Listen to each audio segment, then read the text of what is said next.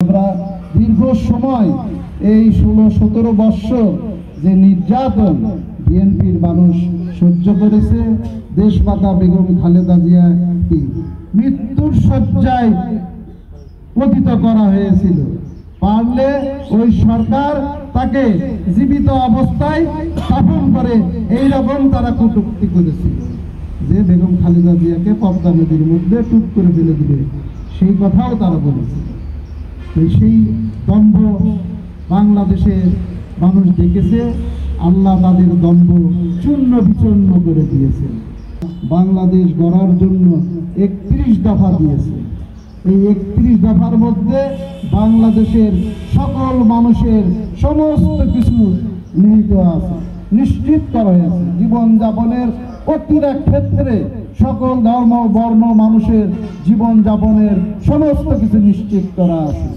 আসুন আমরা সকলে মিলে আমাদের নেত্রী দেশমাতা বেগম খালেদা জিয়া তার সুস্থতার জন্য বাইরে গেছেন, উনি যাতে চিকিৎসার জন্য উনি যাতে সুস্থ হয়ে আমাদের দেশের মাঝে সকলের মাঝে ফিরে এসে আবার দেশ গড়ার কাজে অংশগ্রহণ করতে পারে, সেই জন্য আপনারা সকলে মিলে দোয়া করবেন। শহীদ জিয়া সম্পর্কে আপনারা দোয়া করবেন।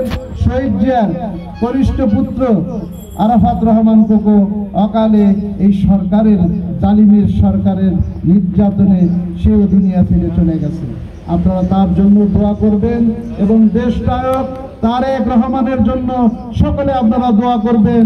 উনি যেন বাংলাদেশে সকলের মাঝে ফিরে এসে আবারও দেশের হাল ধরে দেশের মানুষের নেতৃত্ব দিতে পারে, সেই জন্য আপনারা পরম করুণাময় আল্লাহর কাছে দোয়া করবেন। আমরা তাকে আগামী দিনে বাংলাদেশের প্রধানমন্ত্রী হিসেবে পেতে চাই।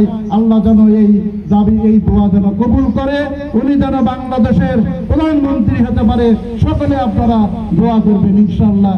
এই কথা বলেই আমি আমার কথা শেষ করছি। আসসালামু আলাইকুম। দেশনেত্রী দেশমাতা ইয়া আল্লাহ বেগম খালেদা জিয়া মাওলা, দীর্ঘদিন থেকে অসুস্থ মাওলা, নির্যাতনের শিকার মাওলা, রব্বুল আলামিন চিকিৎসার জন্য বিদেশে গিয়েছেন। মাহবুব তাকে সুস্থতা দান করে দেশে ফেরার তৌফিক দান করে দিন। আয় মাওলা কারীম ইয়া আল্লাহ তার সন্তান তারেক সাহেবকে ইয়া আল্লাহ দেশে ফিরে ইয়া আল্লাহ দেশের কাজ করার তৌফিক দান করে দিন। রব্বুল আলামিন যত মামলা মুকদ্দমা হয়েছে মাওলা, সব মামলা মুকদ্দমা থেকে তাকে খালাস দান করে দিন মাওলা। আয় মাওলা কারীম ইয়া আল্লাহ দেশ নেতা হিসাবে দেশে ফিরে দেশের জনপ্রতিনিধিত্ব করার তৌফিক দান করে দিন। কল্যাণমূলক কাজে ইয়া আল্লাহ থাকার তৌফিক দান করে দিন। বিশেষ করে মাওলা যে উদ্দেশ্যে দোয়ার আয়োজন করা হয়েছে মাওলা, ইয়া আল্লাহ শহীদ জিয়াউর রহমান সাহেব ইয়া আল্লাহ তার সন্তান কোকো সাহেব ইয়া আল্লাহ আপনার তাকে সারা দিন বিদায় দিয়েছে মাওলা। ইয়া আল্লাহ আমরা তাদের আত্মার রূহের মাগফিরাত কামনা করতেছি। মাবুদ ইয়া আল্লাহ রমজানের ওসিলায় তাদেরকে আপনি ক্ষমা করে জান্নাতের উচ্চ মাকাম দান করে দিন।